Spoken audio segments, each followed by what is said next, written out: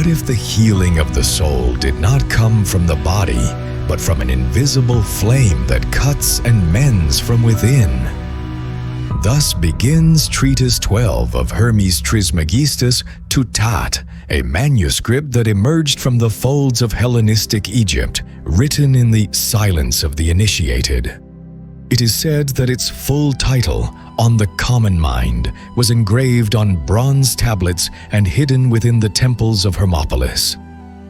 The text unveils the highest form of spiritual medicine, intelligence, or Nu, a direct emanation of divine reality, a gift that guides the human soul beyond fate, law, and all necessity.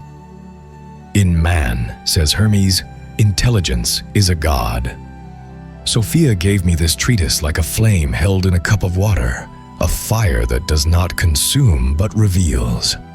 As I opened it, I understood. It speaks not only of thought, but of communion, of a light that orders inner chaos and lifts the mortal toward the eternal.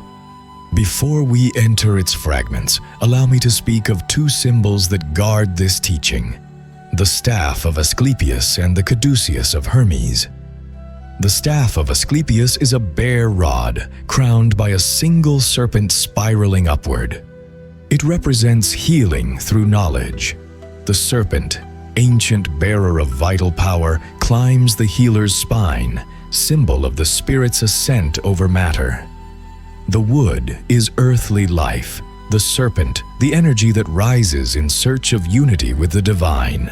Thus, physicians took it as the emblem of their art, the union between science and purification. The caduceus, however, is double. Two serpents intertwine around Hermes's rod, balanced beneath a pair of wings. It is the sign of exchange between opposites, matter and spirit, shadow and light, death and rebirth. It does not heal the body, it heals the divided soul. The wings signify the ascent of thought, the serpents, the ceaseless movement of universal energy. That is why Hermes, messenger between worlds, carries it. For one who masters that balance can cross any boundary, even that of fate. Both staffs are keys to the same mystery. One heals, the other reveals. One rises through the body, the other opens toward heaven. In the first act, we will see how Hermes teaches that intelligence unfolds from the sun as its light, and that within man it acts as a god. In the next, we will understand the medicine of the soul, how the nous cauterizes pleasure and pain to restore divine health. Later, the debate on destiny will show us the freedom of one who lives by reason. And in the final gates, the scale of the all will be revealed. The Word as the image of God, the world as a living body, and matter itself as sacred energy. Whoever listens to the end will know that the only true worship, Hermes says, is not to be evil. Blessed be the eternal Nous, through whom we have known the All.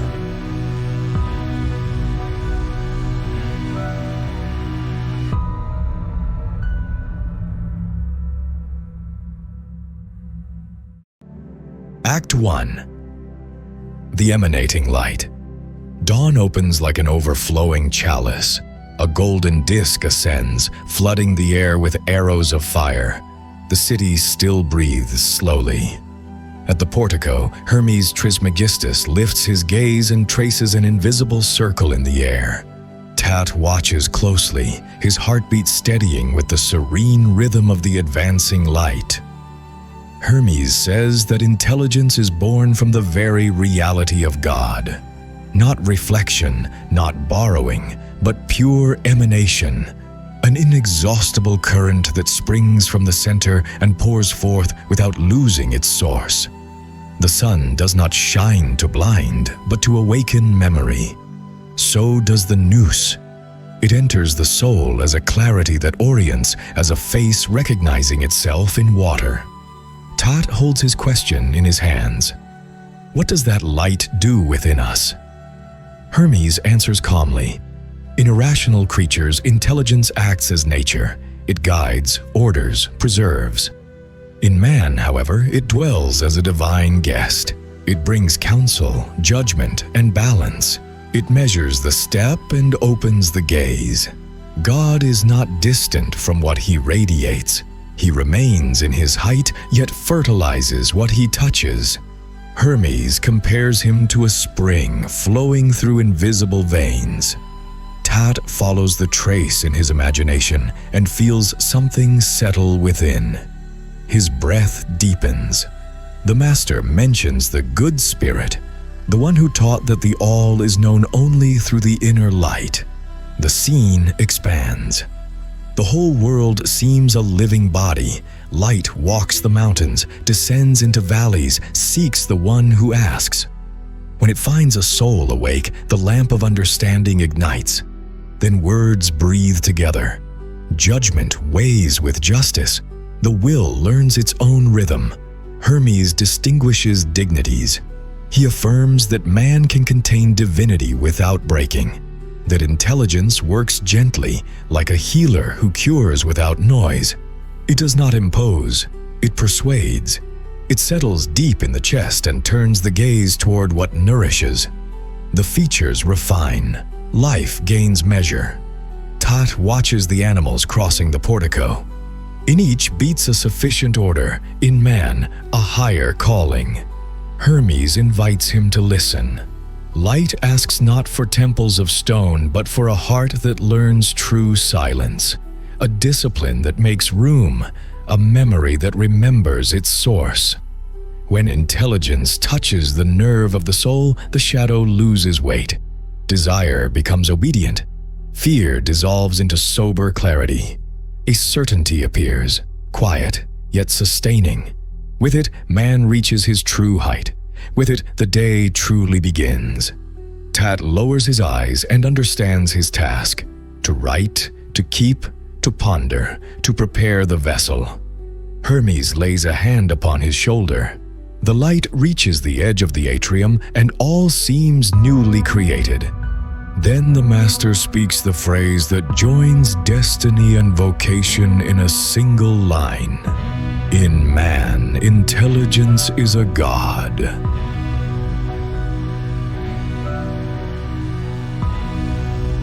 Act 2. Medicine of the Soul. The dawn air carries the weight of incense. In the stone chamber, Tat remains silent. Before him, Hermes gazes into a bowl of water resting beside the fire. There, the lesson begins. The soul, says the master, falls ill when it forgets its origin. Pleasure and pain are the two poles of that fever. Tat watches the trembling reflection. He understands that the surface mimics the pulse of the body. Hermes continues. Impulses, anger, desire, ambition are vapors that cloud the soul's clarity. Each tries to fill its emptiness with fleeting substance. When pleasure reigns, intelligence sleeps. When pain commands, judgment warps. Both are false remedies, anesthetics of the spirit. Then Hermes lifts the bowl and lets a drop fall upon the fire. The water hisses and turns to vapor. Thus acts intelligence, he murmurs. It seems to wound, yet it purifies. It cuts, burns, and dissolves what keeps the soul from breathing. Tat shivers. In his mind appears the image of the healer, a hand that cauterizes to save. The operation hurts, but beyond the pain arises a new order. Hermes explains that every vice is a wound in disguise. Envy hides beneath feigned admiration. Greed dresses as foresight. Pride calls itself dignity. Only intelligence can see through those masks and strip them away, one by one. The soul heals when it obeys its physician, Hermes continues. And that physician is the nous dwelling within. Tat asks if the law fulfills that role. Hermes nods thoughtfully. The law is an outer bandage. It restrains those who live by impulse. It teaches discipline through fear. Intelligence, on the other hand, teaches through understanding. The law can contain evil, only the nous can cure it. Hermes pauses, gazing into the fire. The flame seems to listen. He speaks then of the balance that unites opposites. Every passion has its remedy in the opposing virtue: anger in serenity, desire in temperance, pride in humility. When the soul recognizes its disorder, the nous introduces harmony, like a musician tuning taut strings. Thus, life becomes a melody the mind can comprehend.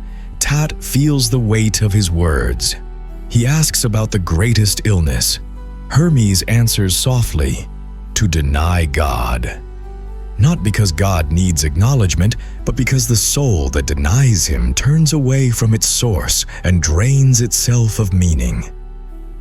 In that abandonment, the vices return with multiplied faces. Pleasure becomes noise, pain thickens into shadow, and the law is no longer enough. Hermes leans over the fire and speaks of the oldest medicine, to remember the good, to remember it through deeds, thoughts, and vision. Each honest act strengthens intelligence, each falsehood weakens it. The life of the wise is continual healing. Day by day, the soul clothes itself in clarity, like a wound closing beneath the light. Tat closes his eyes and understands that healing is not an instant, but a movement. Intelligence works without rest, correcting, tempering, refining. Hermes tells him that when the soul reaches a certain purity, even the law becomes unnecessary, for goodness is no longer a command, it is nature. In the final silence, the fire burns clean. Hermes places his hand upon the empty bowl. The disciple understands the teaching has ended. The master's voice fades to a breath.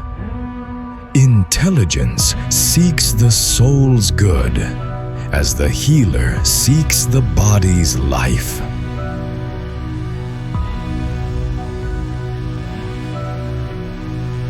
Act 3. Destiny and Responsible Freedom. Evening descends upon the temple courtyard. The air thickens, and the sun declines among columns that seem to measure the pulse of time. Tat is silent, uneasy. His face betrays a doubt growing like a root beneath the stone. Hermes notices and invites him to speak. "Father," says Tat, "if everything that happens is bound to destiny, why are men judged for their crimes? How can there be merit if nothing escapes the decree of the stars?" Hermes regards him calmly. His voice bears the gravity of the ancients. "My son, destiny governs what is born and what must die. Yet within its orbit, the human soul retains the power to choose. Nothing lies outside the cosmic weave, and still the intelligence within man determines the manner of his walk." Tat then envisions a vast wheel turning in his mind. Its spokes gleam with signs, ages, and names. Hermes explains that this wheel is the aeon, a perpetual motion where each cause summons its effect. Nothing is lost, everything returns. Destiny does not punish, it educates. It is the law of continuity binding deeds to their fruits. But the nous can lift the soul beyond that wheel. The man of reason, Hermes continues, endures the world's circumstances, yet is not confused with them. His intelligence places him higher, where the motion of the stars no longer dictates his choices. Tat lowers his gaze. Hermes points to the sky, where the first stars awaken. "Look," he says, "each light follows its course without collision. So too does the enlightened soul find its free orbit within divine order." He speaks of the good spirit, messenger of wisdom, who revealed to him that the whole is held together by intelligence. Destiny rules over bodies. The nous governs souls. Where the nous resides, destiny halts. It is the invisible border between motion and freedom. Tat asks if that border can be crossed. Hermes replies that each virtue is a step in that ascent. The prudent soul learns to see without attachment and to choose without desire. When it ceases to turn with the wheel, it discovers that the center has always been still. The master's voice grows intimate. He reminds him that even the gods obey the law of the all. None stand outside the universal cause, save the one who originated it. Yet man can reflect something of that one when his intelligence unites with the good. Then freedom is granted, not as rebellion, but as communion. Tat reflects. He understands that destiny is not a chain, but a current. The wise do not defy it, they navigate it. Hermes tells him that merit lies not in avoiding the blow, but in keeping purity through the storm. There true freedom is measured. The master speaks of the powers that operate beneath destiny: power, energy, necessity. All obey providence, the mind of God in motion. He who ignores this blames the stars. He who understands it gives thanks for the chance to grow within the law. Hermes steps toward the temple threshold and lifts his gaze.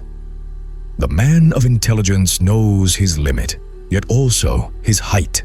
He lives in the world of causes and partakes of the world of light. Between them, he learns justice. Tat feels his fear of destiny turn to reverence. He realizes the wheel does not crush him. It instructs him. Hermes looks upon him one last time and speaks the teaching that dissolves all doubt. Intelligence prevails over destiny and the law, for nothing is impossible to it.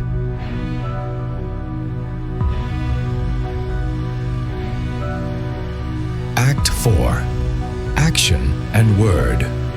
Dawn trembles within the high chamber of the temple. No wind blows, yet the air seems to move with every word.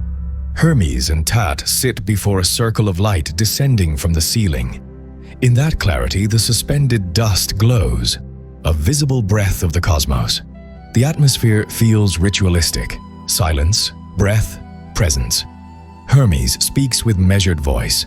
Everything that exists, Tat, acts. And in acting, it also endures. For whoever moves feels the motion they provoke. Tat listens, and the phrase echoes through his chest. Hermes continues, "The soul is not an idle object. Every thought it emits returns to it with an imprint. Thus it learns. Thus it grows. Action and passion are the two hands of a single life. The teaching falls like a gentle rain." Tat understands that even the incorporeal feels contact, though in another way it senses without touch. Hermes then describes intelligence as the first motion. From it all movements spring, visible and invisible. When intelligence thinks, the world responds. When it falls silent, the world awaits. Every impulse of the nous generates resonance in things. Nothing stands alone. All vibrates to the rhythm of the original pulse. The master unrolls a scroll. The letters seem to glow. "The logos," he says, "is the form intelligence takes when it wishes to communicate. That is why language is sacred. Every word spoken with awareness returns to its source and nourishes the one who uttered it." Tat feels that speech is no trivial act. It is the continuation of God's creative gesture on a human scale. Hermes leans toward him. The logos joins the high and the low. What the soul conceives, the logos reveals. What intelligence imagines, the word manifests. Thus man partakes in the divine order. The master explains that the word is the trace of thought in the air, and thought the root of the word in the soul. Between them flickers the spark that keeps the world in motion. Tat asks why the tongues of men are so many. Hermes smiles. Because the one reflects itself in many faces. Every language is a different channel of the same river, but in all of them resounds the primal intention: to name life. When a voice speaks truth, its sound transcends language, silence returns. Hermes traces a circular gesture. The soul, the nous, and the logos form a chain. If one breaks, man is scattered. If they remain united, man becomes a living reflection of God. Tat feels the teaching like an inner lightning. He understands that the word does more than communicate. It forges destiny.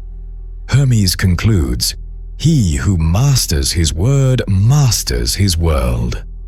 The Logos is the mirror of intelligence, and in its reflection, man recognizes the Creator.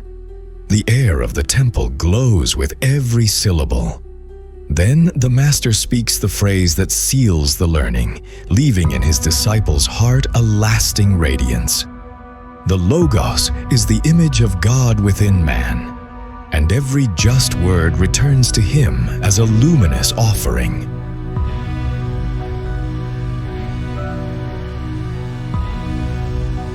Act 5. The scale and order of the all-night clears like a freshly polished vault.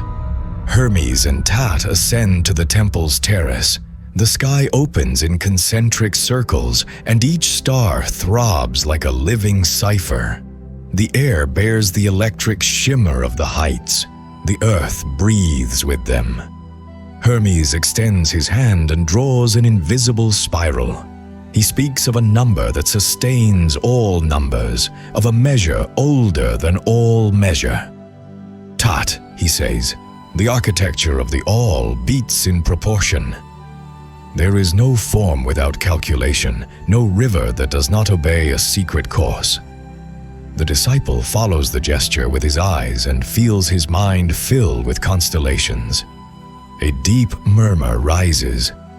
It does not come from the city. It is born of the world itself, like from a living body. Hermes explains that each element keeps its own count. The stone, the tree, the fire, the wind. All has rhythm. All demands interval. Where proportion falters, disorder begins. Where number reigns, being finds its shape. Tat asks about the earth. Does it remain still? Hermes smiles with ancient calm. The earth travels, though it seems at rest. It traces its path among higher dances. No one drives it.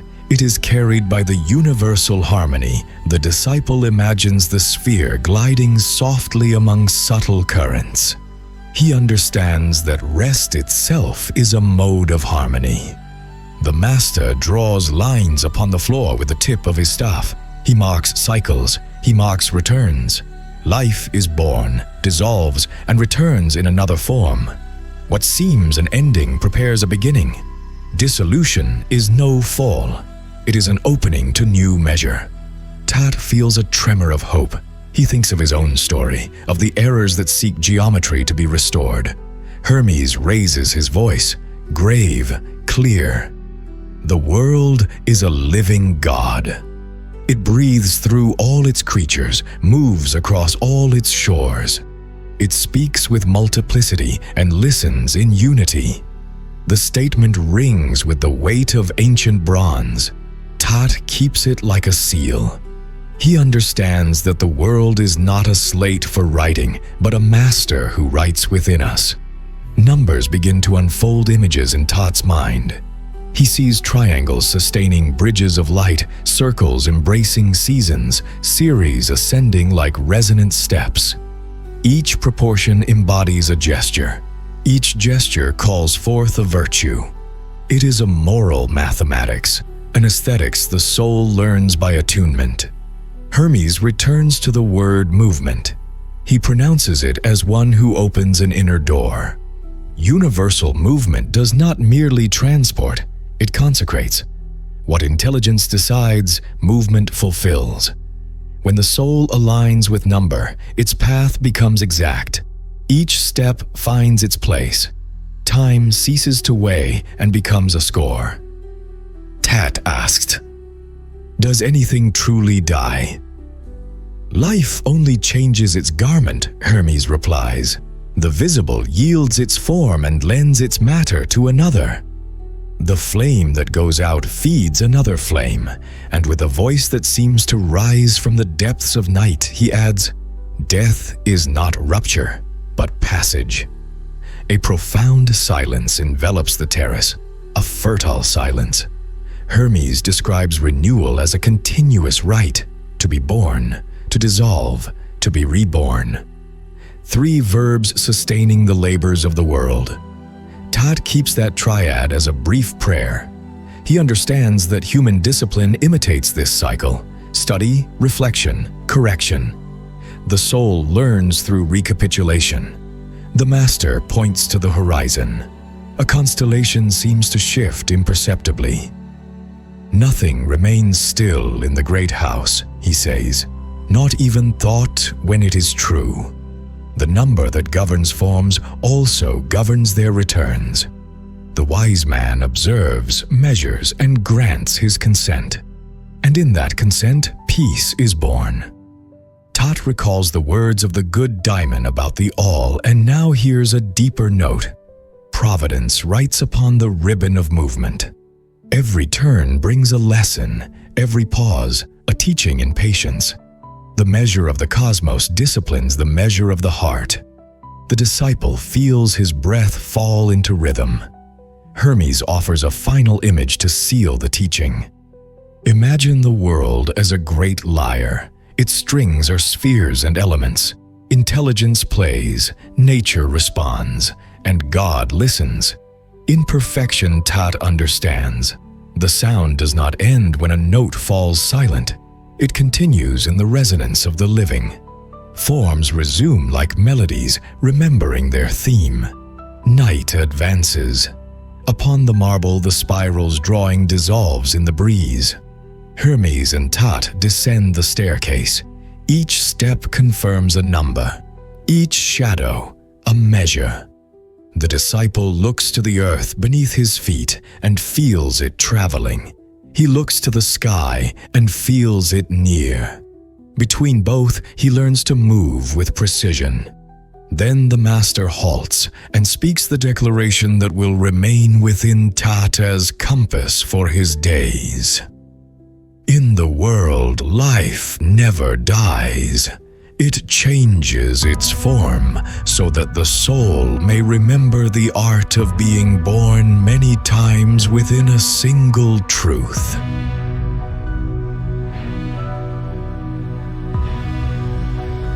Act 6.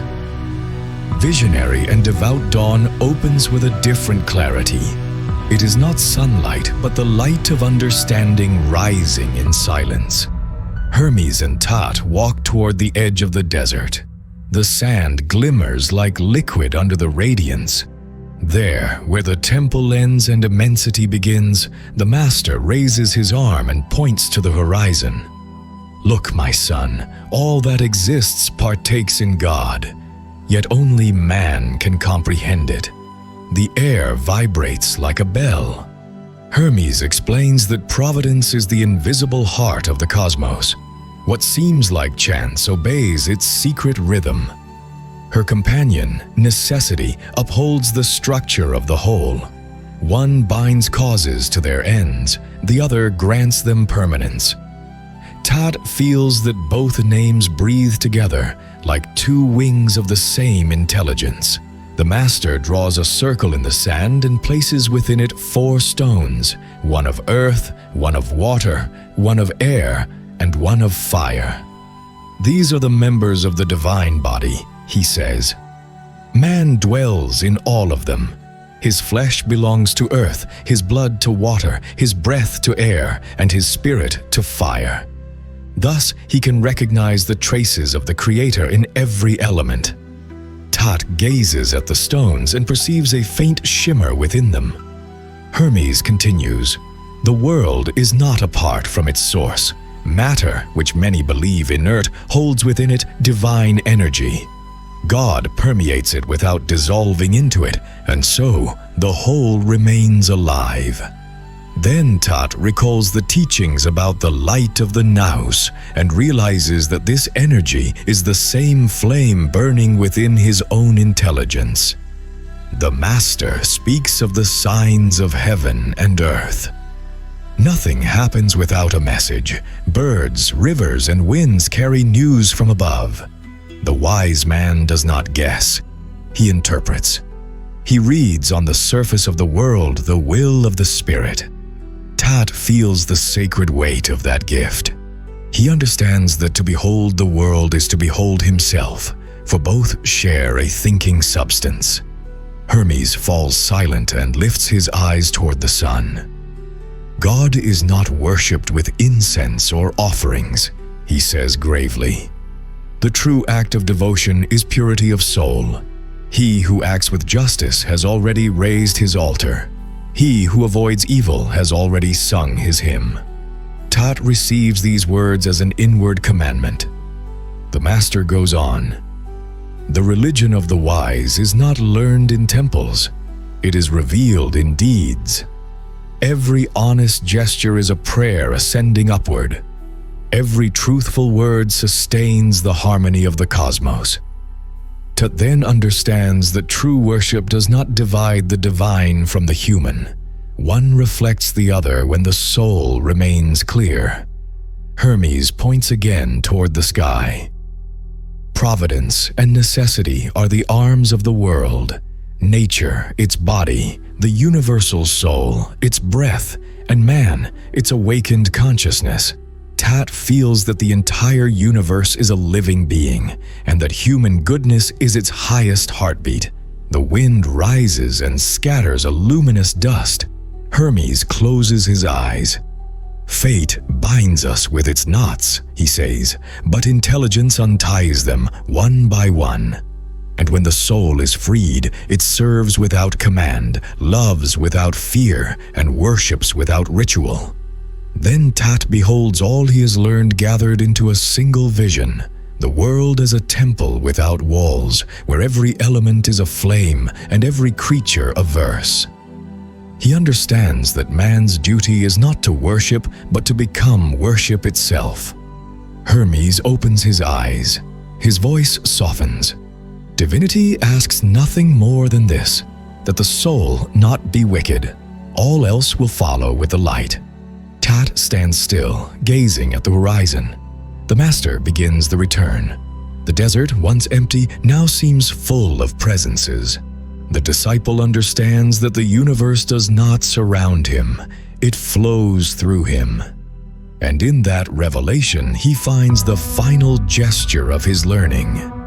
For to serve the good is the only right that survives time, and the goodness of the soul, the eternal lamp of the world.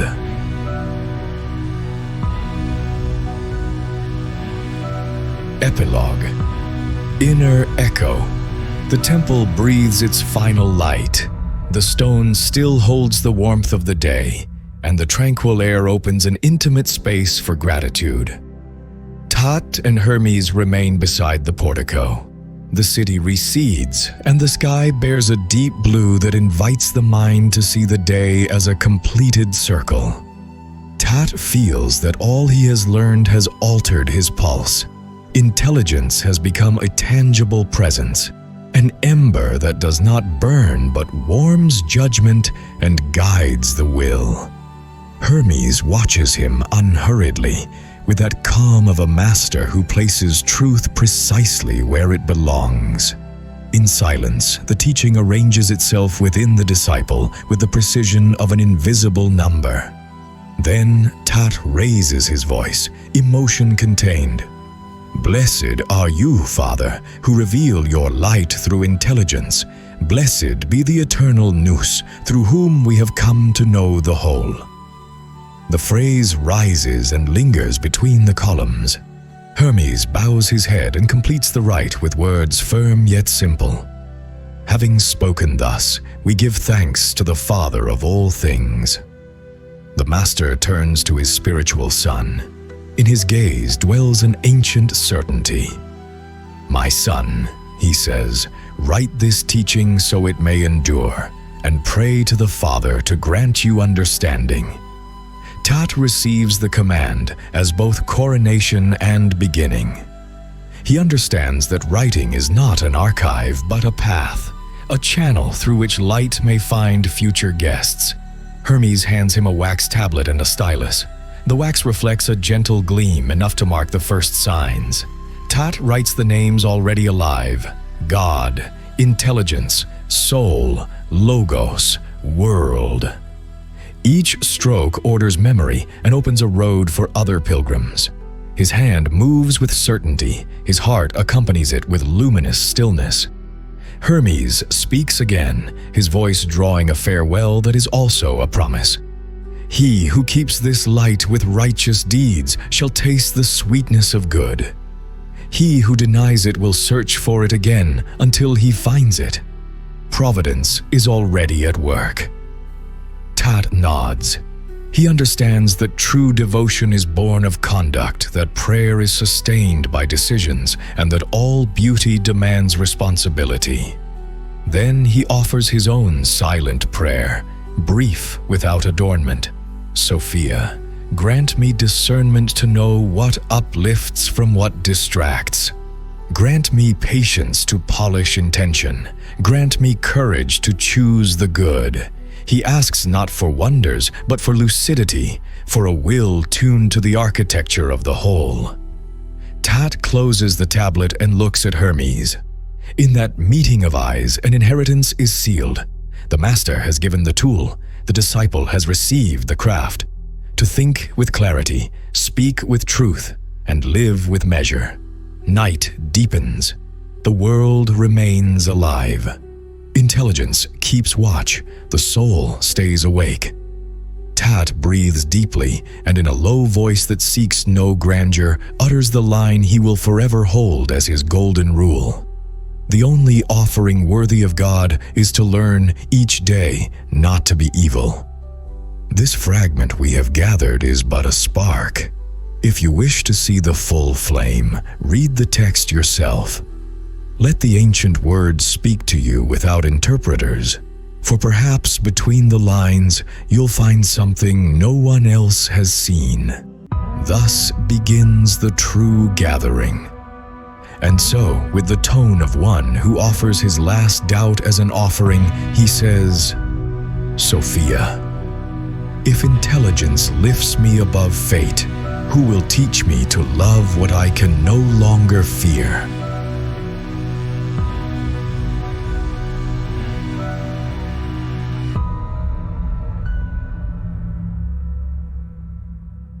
I, Sophia, am the radiance born when thought becomes silent prayer. I come neither from heaven nor from time. I arise in the instant your soul remembers what it has always known. If intelligence lifts you above destiny, listen well. Only love can teach you how to remain aloft without falling. For freedom without love is a fire that knows not how to give warmth. The flame of Hermes began as pure light, poured upon Tat. In that first act, intelligence awoke in man as a hidden god, a clarity that does not command but persuades. Every soul that welcomes it becomes a temple without stone. Remember, light does not ask for eyes, it asks for silence. Then in the medicine of the soul, the fire of the news cauterized both pain and pleasure, revealing that both are forms of forgetfulness. You understood that to heal is not to flee the wound, but to let the light pass through it. Only those who let truth purify them learn not to fear the burn of the good.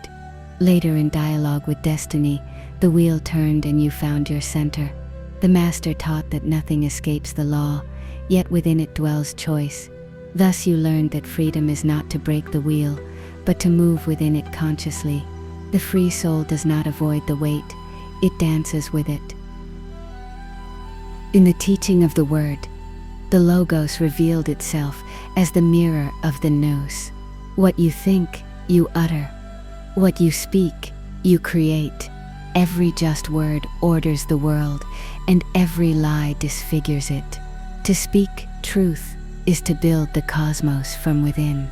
When the temple opened toward the heavens, the scale of the all revealed its universal harmony. Nothing dies. All transforms according to a secret number. The soul that knows that proportion walks without stumbling, for its step follows the music of the cosmos. He who lives with measure lives in peace. And in the end, when Tat understood the true worship, matter itself became divine before his gaze. No separation remained between high and low. The goodness of the soul revealed itself as the only adoration that needs no temple. To love what you do not fear is to serve God without words. You who now listen, seek no refuge in the heights. Love is learned by descending. Intelligence shows you order, love dwells within it.